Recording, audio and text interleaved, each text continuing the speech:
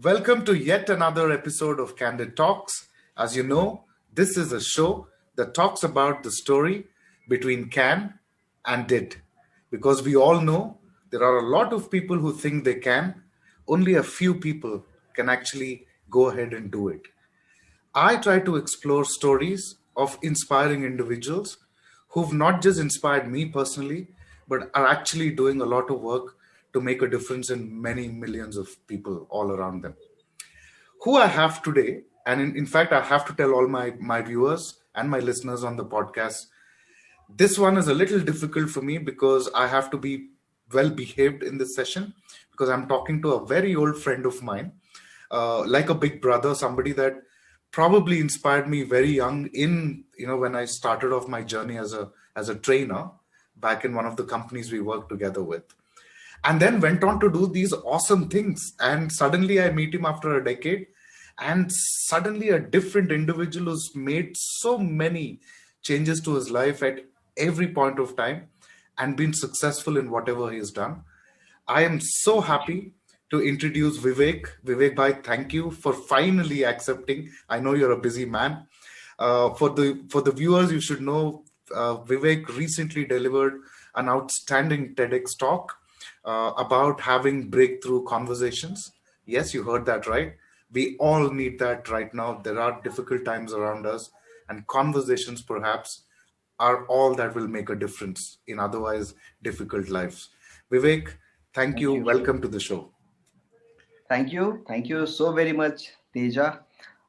This conversation is all the more special for one reason that we are friends and we have known each other over decades.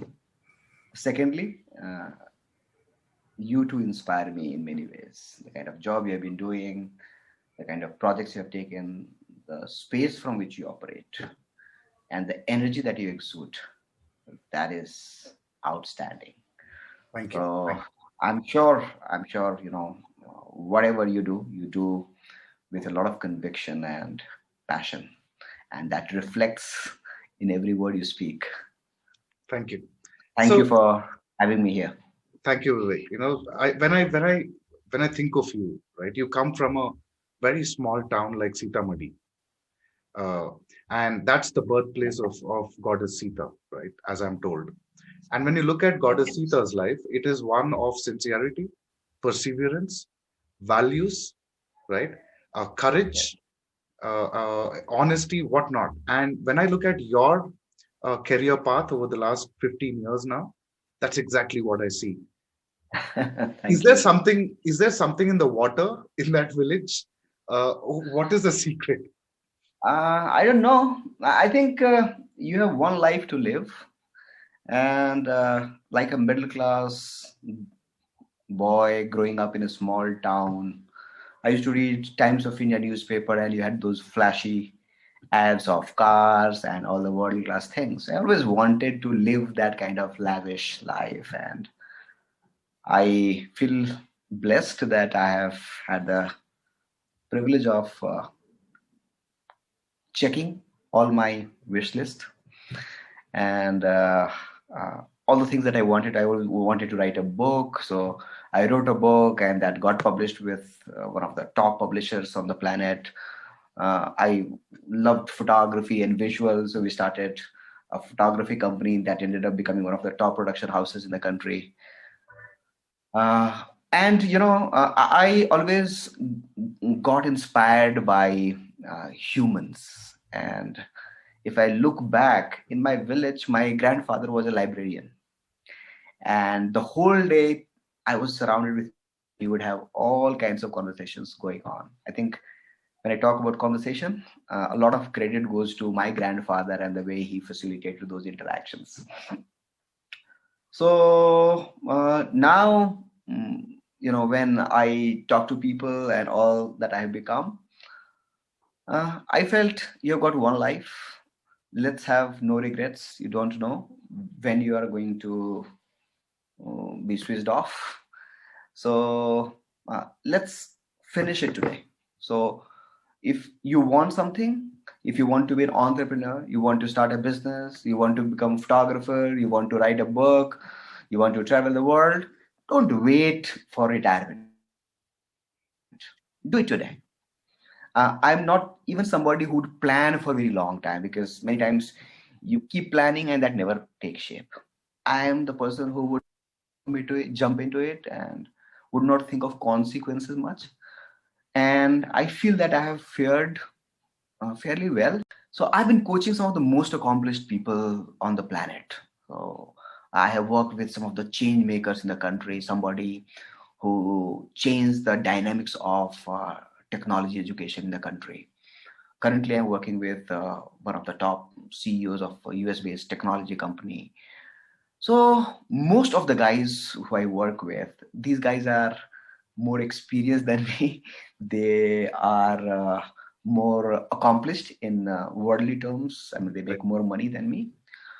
And the conversations I have every week, those conversations are life altering. So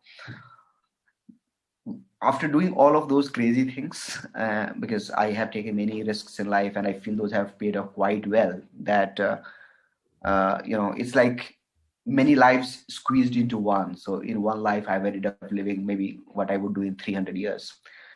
And that gives me an extraordinary leverage when I talk to people, because what I have already done when I went on a spiritual retreat, I spent a few months in ashram and ended up writing a book. When I talk about those experiences with my clients, and they would say that, okay, can I also go on that trip? So that's how it becomes. And it's an absolute delight to have those breakthrough conversations, to be the sounding board of the people who make a difference into the lives of millions of people. And with every client who I work with, I also transform, I also grow.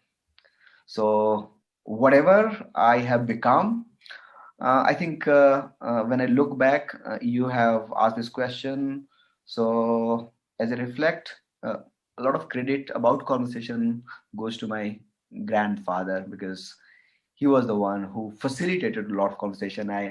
I saw them happening over the years when I was growing up. Right. So I please allow me to make this comment right now, because whenever I hear people who've had multiple career changes in their life, at least in my experience, most of them are either forced changes, right? Or like COVID, job losses, or because they wanted to try something else, didn't work out. So they're primarily trying to hustle and become something in life. Your story, however, for me, is one that is very rare. And I'll tell you why. I met you in a bank when I was working for them as well. You were one of the best around then. And I know you moved to Dubai. I know you did really well for yourself and you grew really well. You came back, you started Water Studios. Uh, right now, one of the most popular production houses in the country. And I know you worked with brands like BMW. And for my viewers and podcast listeners, if you ever hear the song Lamborghini, the video behind that is actually Water Studios, which is Vivek. So you excelled at that. Water productions. Water productions, yes. Uh, you did that. Now you wrote a book by the flowing river. It was the Amazon's bestseller. You did that. Yes. You're now running a speaking masterclass called Master the Stage. And I know you have produced a lot of TED speakers. You did your TEDx talk recently, but you produce a lot of TED speakers. Now you're a coach and you're now talking about those fruitful conversations. What else is left for us to see that you'll excel in music? I've been juggling with a lot of stuff. I think I have reached the final destination. So this is where I always wanted to be. The intent of getting into business was when I was in training, be it the bank where we worked together or the other company that I worked in the Middle East. I always felt that the operations people, the chief executives, they would say that training doesn't understand business. Very true. Very true. And that was the complaint I heard in all the companies where I worked as a training and HR professional. So before, I always wanted to get into coaching. So I thought that, I can't coach people for something that I have no experience of. So let me first run a business. Now, since I have had 10, 12 years of experience into training and development, so nobody would give me a job of running a business. Absolutely. So the only choice I was left with was to start my own business. And when I started my own business, that was also driven by passion, because as I started making a bit of money, I bought a few expensive camera, got interested into photography, and then a friend one day said that, you will do well in photography. I also felt that way and started off. Over a period of time, water photography is called now Water Productions. Has become one of the leading production houses in the country. We have covered perhaps this Sunburn Festival, and we have produced many popular songs and documentaries. So once I spent nearly 5 years running a production house, I realized that this is not really my calling. This was kind of one of the milestones that I wanted to achieve before I get into coaching. Right. So I feel like I have had enough experience while running the production house. I also juggled with my experience in political ecosystem, where I supported them with election campaigns and such stuff. Right. I feel like it's enough. It just can't go on forever. So I was making good money, but I was not satisfied. There was something missing. So I felt, this is the time. I was doing coaching, but I was not very focused on coaching, as the money I was getting was from production house. So I thought that, let me shift the focus from production house to coaching. And as you get into coaching, then you're absolutely clueless, because you have certain perspective about coaching, what you have heard or seen on internet, or when I worked with the companies, we used to coach people in a certain way. Right. But when you are on your own and you are coaching and you expect people to pay you for your services, then it becomes a different game. Absolutely. Talk to me about it. I remember the first client, I offered him service, and then I, mustered the courage to ask him to pay for it. And I was quite hesitant. I said that, you can pay me 5,000 rupees, and, only if you are happy with everything. So that was the state. So I'm actually glad you said that, because I wanted to ask you this. I run an app that actually is trying to bring people like you, actually to make people like you more accessible to people who actually need help like this. But this one question has been troubling me, even though I run an app that does that. Mhm.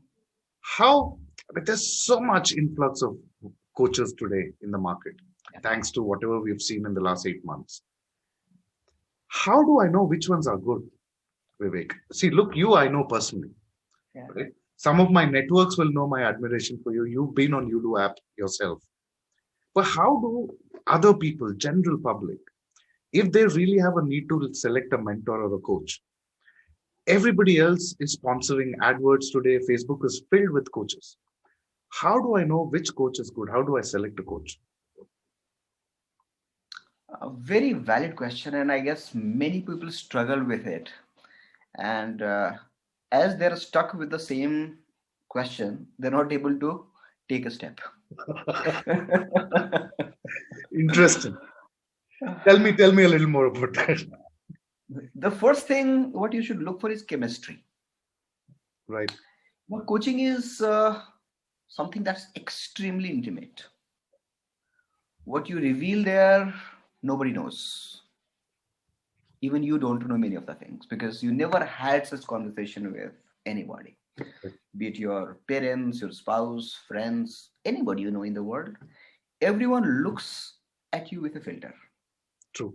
They would have seen you growing up, struggling, and they would have certain opinion and belief about you. Coach is the person, if he is coaching or she is coaching the right way, then he looks at you without any filter. And he creates or she creates a space where you can be extremely vulnerable. Right. Yet absolutely safe. So it's extremely critical for you to uh, figure out the right person, because if uh, the person is not credible enough, Right. if the person doesn't uh, stick to the commitment or code of conduct, then it could have massive impact on the client or the Right. coachee. Right. So first thing what I look for is chemistry, how well you get along, because the coach has to pull out those things from you. True. And there are certain things which are deeply hidden, and there are so many layers of covering. True. You would try to hide them in so many ways, and he has to catch those things and create that atmosphere that you feel comfortable revealing them. Right. So That does will that never mean I happen. can, as a coachee or as a mentee, if there is a word like that, Yeah, is it okay if I'm window shopping until I understand that chemistry with my coach? yeah, definitely. You Can I must. talk to a few coaches before I actually Sure, fix on sure. one person and say, I think this is the one I like, and I think I can open up to this person? Sure. Is that So okay, you think? that's absolutely fine. It's like, hunting for a doctor. Imagine somebody has to go for cardiac surgery. Right. You just can't blindly go to anybody and say, okay, open my heart and operate it. Right. You do your due diligence. So the first thing is chemistry. Second is credibility. Right. You must go online, check the social profiles. It's become very, very easily accessible. You can visit their LinkedIn, Insta, Facebook profiles. You would get to know what kind of posts they put, whether you can Right. connect to them or not. They would have some testimonials, they would have some recommendations on LinkedIn. You can go through them. You may also like to get in touch with those guys who the person has coached, Right. because many times people believe that many of the recommendations are of friends and relatives. Uh, there could be a couple of them. Uh, there is nothing wrong even if a coach has got a recommendation from a friend, if he has professionally worked. Like if we work together, we are close friends, but you can still give me a rating as a professional when we work together. Right. So you can get in touch with those guys and see what kind of impact they felt.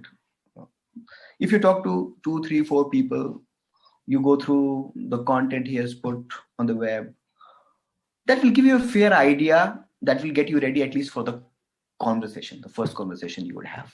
Right. And once you are in the conversation, a lot of your questions will get answered.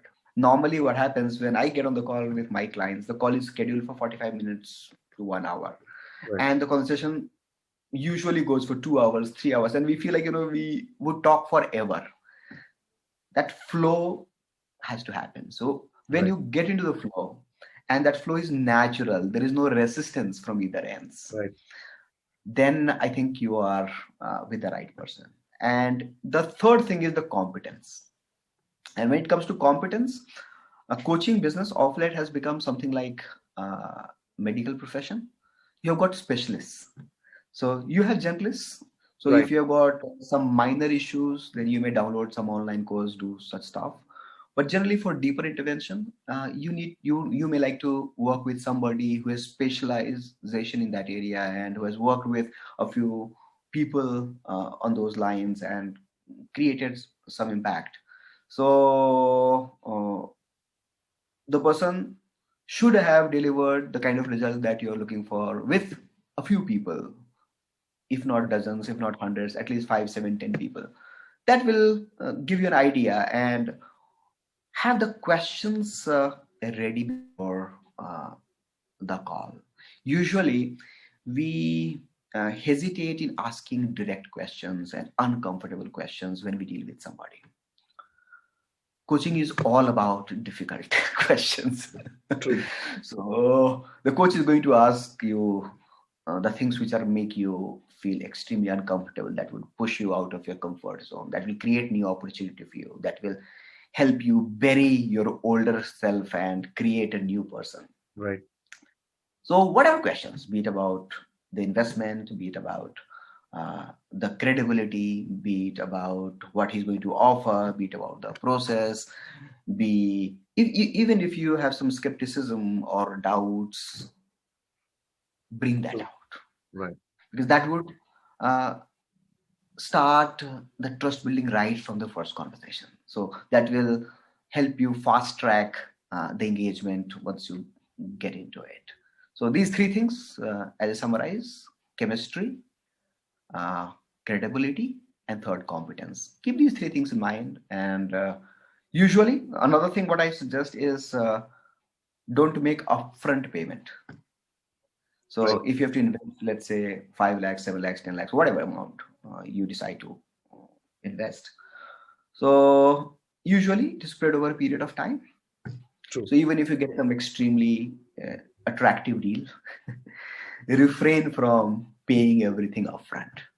Because if let's say you are paid in 5 6 installments, after spending a month you'll get to know a lot more about the coach and the kind of impact you are getting, True. and that will give you confidence to uh, continue or to disengage. And if you feel that it's not working out, tell your coach that it's not working out so that he could work on it. Here, frankness, being candid, is extremely critical, and that's what really counts in coaching. If you don't share, howsoever good the coach is, he may not be able to make the kind of difference you're looking for. You keep mentioning credibility and competence, Vivek bhai, right? Yeah, Now, I see a lot of startup coaches and mentors today who've never started a startup, never had a business, right? correct. And they are mentoring and coaching people in the market. I recently was talking to somebody very senior, of course, a very big entrepreneur. First conversation, and he started telling me that one, I don't like your business model, you should shut it down, and two, why don't you pay me, 1 lakh per month from next month? I will make this work for you, right? I somehow felt very uncomfortable, and I respectfully chose to ignore that. And I see a lot many stories like these coming out in the market. What's your take on this? Do you think a coach should really be suggesting and telling people, or a mentor should be telling them to shut down businesses? Is that, see, sometimes maybe that's the best decision, but can one conversation make that happen, you think? I think that was uh, too early to comment in your case. Right. First thing, whether a coach can help a startup even if he has not been an entrepreneur, answering that question, it depends. Like chartered accountant, he knows certain things Right. about finance, which he can help the startup with. If the coach is specialized in one specific area, and the entrepreneur is looking for help in that specific area, then of course she can. When it comes to executive coaching, when it comes to visioning, when it comes to processes, when it comes to handling the challenges, be it related to work or life, in such a case, you should go for somebody who has gone through similar experience. Because if the person has been through that experience, you can relate better, or he can relate better with you. True. That's exactly the problem people face with training professionals when they work in the company. That the operations tell that they don't understand business. Same thing goes here. If the coach has never been an entrepreneur, then he cannot understand the struggle of an entrepreneur. Entrepreneurship is a lonely journey. Your parents don't understand you, your spouse doesn't understand you, you have the passion, you want to make a difference, and you have been failing again and again, sometimes you stay hungry. The person who has been living a comfortable life all the time, he would not understand that.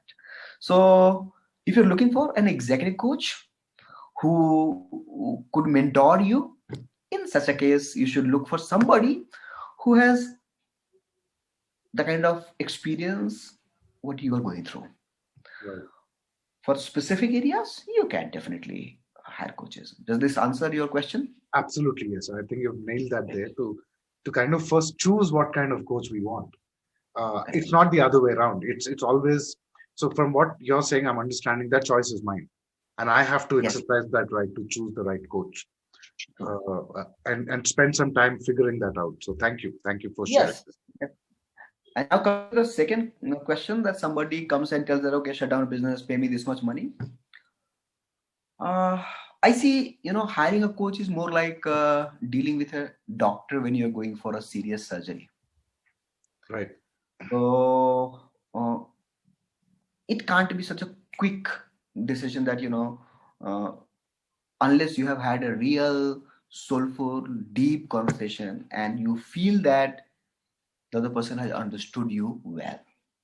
right, On many occasions, somebody spoke to me first time, and that very moment he took a call and decided to work together. However, probably I was able to create that atmosphere of trust and comfort with the person. In a few cases, it also takes a few interactions true, because all the questions don't strike you right there. So once you close the conversation, then you go back and start thinking, okay, what if this? You may have some doubts. You may go through some social profile that might prompt some questions to you. Interact, ask those questions. Generally, when somebody tell you do this, do that, he's more of an astrologer. So astrological advice is not recommended. And if somebody tells you that I am going to make this work for you, I will make your business take off, I don't think anybody's. Richard Branson once said that, there is no formula for success in business.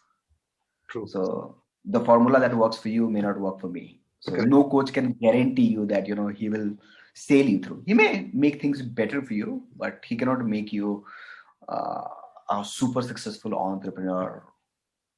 You need to have certain things, and you need to go through your own experiences over a period of time. You need to learn from your mistake because the world is changing rapidly, and every day there are new things coming up.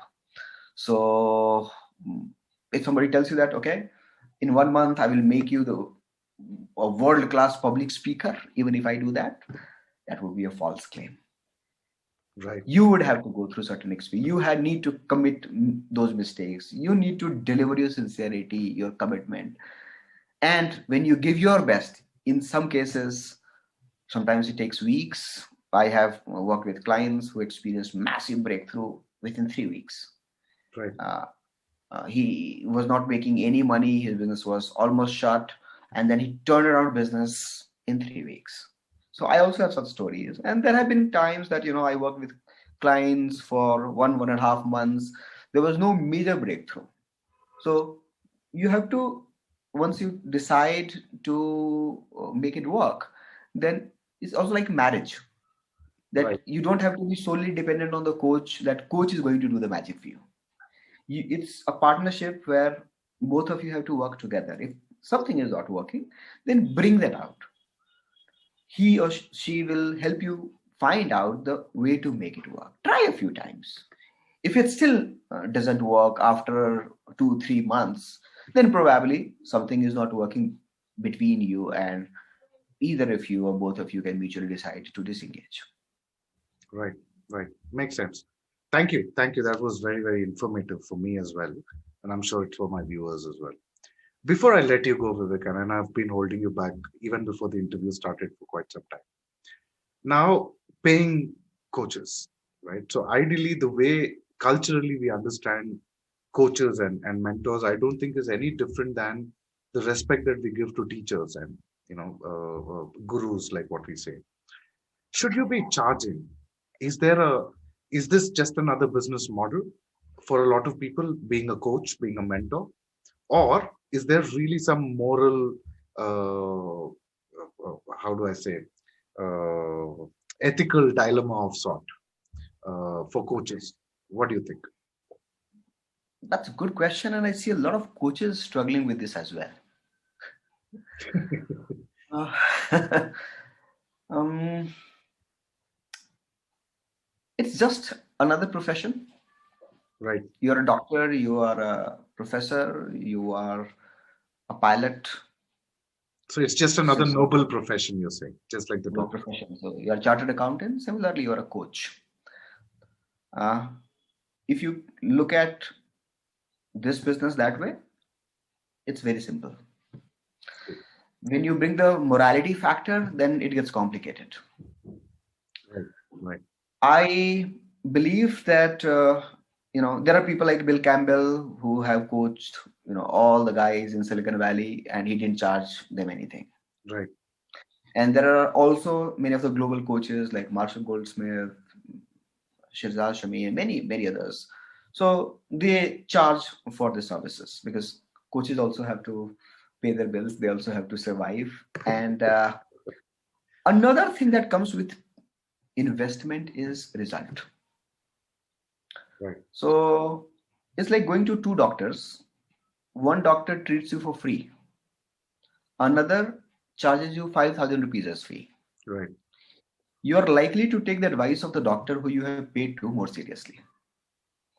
True. Same thing goes into coaching. Somebody coaches you for free. That happens with me as well. If I get something for free, if I get a book for free, I would read it maybe after 6 months. If I have paid 2,000 rupees for a book, I would start reading instantly because I can see some value there. Therefore, I would have made an investment. Right. So when you make an investment, it's a very calculated decision, and you also look for return on investment. True. Unfortunately, unfortunately, we look for ROI only in terms of money. So we don't calculate the ROI in terms of time, because if you invested 2 months or 3 months and things didn't work out, then you have lost something which you can never recover. Right. But that's not how we calculate ROI. Correct. Sometimes it could So be a change in thought process as well. That is a huge ROI. My mindset yeah, could be a huge ROI. true, true, true. So you must pay for coaching. Even if somebody wants to offer coaching for free, I would still recommend that you pay, Right. because when you're invested, then you would look for ROI.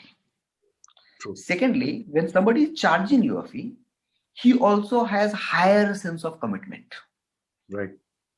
Initially, a couple of times, I tried fiddling with the idea of coaching as a noble cause, and somebody came to me very troubled. He needed support badly, and I also felt that I could support him. And I told him that, okay, whenever you feel like you pay, you don't have to pay me now. The engagement didn't work. Right. With the same conditions, somebody invested and he had massive breakthrough. He multiplied his salary 7 times in 3 months. He moved from India to the US, where his career was completely stuck. Nothing was happening for last 4 years. Right. So you must invest into coaching. And if the coach is hesitant uh, receiving a fee from you, then probably he has a lot of time. As Or a lot of most money. and Or maybe a both. lot of money, or both, yes. So he's more like a mentor who is into giving, and you know is like a saint. Right. So there is a risk to that kind of engagement, that you can get some advice that might work for you. However, coaching is extremely intense. You have conversations for a few hours every week. And when you work with a coach, he is thinking about you 24 hours as long as you work. Not just as long as you work, even after you complete your engagement. All the clients who I work with, they are my mentees for life.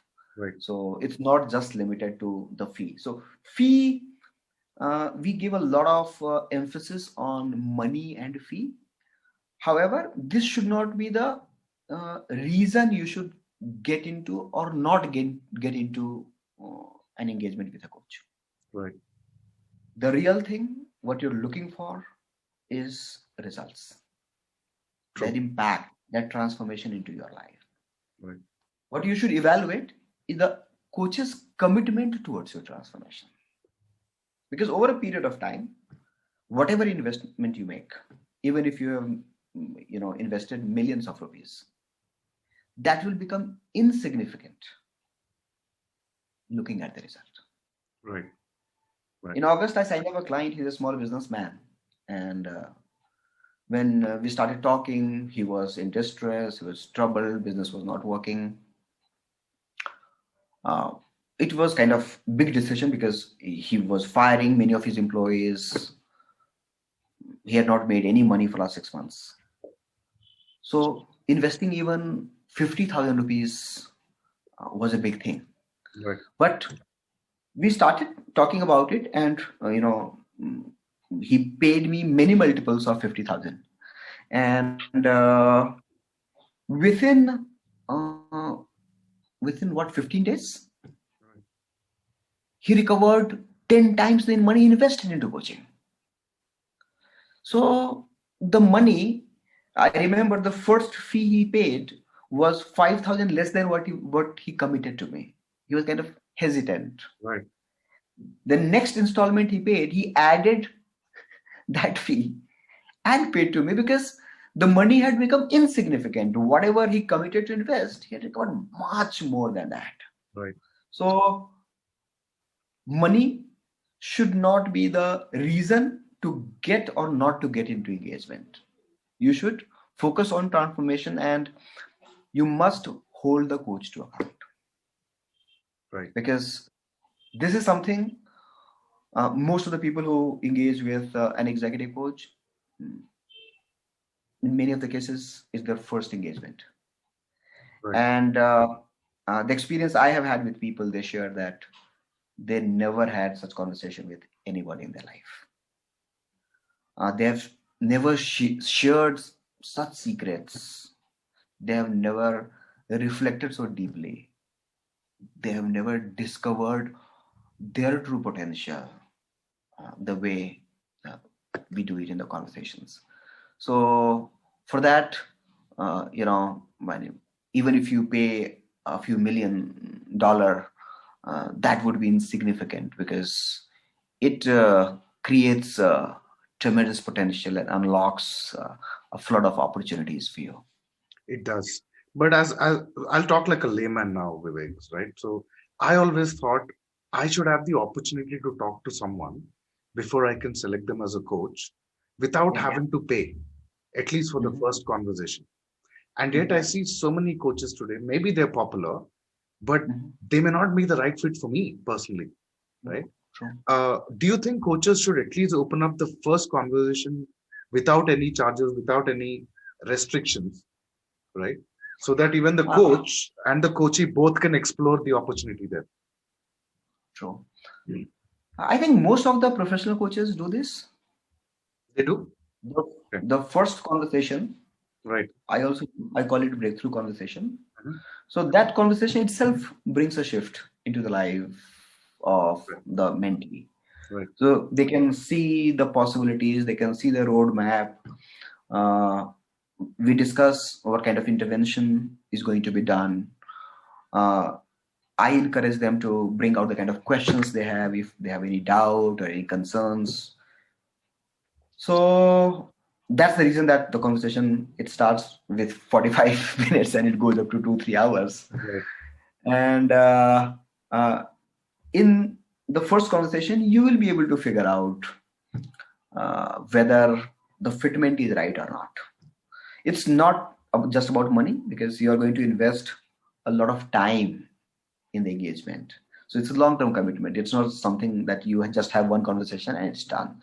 You will be pulling out a few hours every week, and you will be working on many of the things every day. So it's kind of tens of hours investment every week. So most of the coaches who I know who are successful and who have the intention to contribute, they give the first session complimentary. Right. If somebody is not willing to give you the first session complimentary, and insisting on making you pay, then I think if the person is extremely credible, like somebody like Marshall Goldsmith, I don't know how he operates. In such a case, you may just go ahead with the name, but again, that investment is going to be huge. But if somebody is not that accomplished, like somebody who's coaching Bill Gates and Fortune 500 CEOs, and he's insisting the payment even before the interaction, then and you're looking for a long-term engagement, Right. then in such a case, you have to be cautious. Right. Right. However, there are people, many of them who call themselves coach, but actually they are not coach. Now the term coach is very confusing, and now everyone has become a coach. Kind of fashionable to call yourself a coach. So everyone is calling himself or self a coach. So astrologer is also a coach. A florist is also flower decoration coach. Oh. Something of that kind. Or Sure. hairstylist is also hairstyling coach. So Right. I'm talking about executive coaching, or the coaching where you cause a transformation at the deeper level. If, let's say, you're talking to a counselor, for example, Right. so the name could be some kind of coach. So the person is actually a counselor, or somebody is a therapist. So in such a case, they would expect you to pay. Right. So if you go to a doctor for a visit, then he doesn't give you a trial because you don't have kind of long-term engagement with him. So if it's a short-term engagement, sometimes just one conversation, then they must charge. However, if you're looking for long-term engagement, then the first session must be complimentary. Right. That's how I work, and it works with my clients well. Thank you. So I was just saying that I was in a dilemma with respect to something that we want to try with our app, and that Mhm. response actually helps us quite a lot. So thank you. So my investment free of charge in this session's already given me an ROI, I think. Uh, Yeah. so because that was a question that I had in my mind for at least a week now. So thank you, Vivek, for clarifying that. Most Just welcome. like the title of your book, Vivek, and I've always known you to be that, but like by the flowing river, right? Your conversation when you talk, I didn't realize it's almost close to an hour, and I know I only took about 20 to 30 minutes of your time. Uh, so your conversations also are like the title of your book, they just flow. Thank you. I didn't feel like I was actually interviewing. I had a lot many questions that I wanted to ask, but I just got so carried away in your conversation that I was just following up with whatever questions I had in my mind. So for a moment, I forgot I'm doing an interview, to be very honest. So thank you, Vivek Bhai, for always being a pillar of support for me. Every time I've reached out to you, you've been extremely helpful. So thank you. God bless you. Continue to excel at everything that you do, and may you go and make a big difference to a million more lives, like how you're already doing with so many of them across the globe. So thank you for being Thank a you part of the so show. very much. It's been an absolute pleasure to be here today, and every interaction I have with you, I guess that's many times they are breakthrough conversations.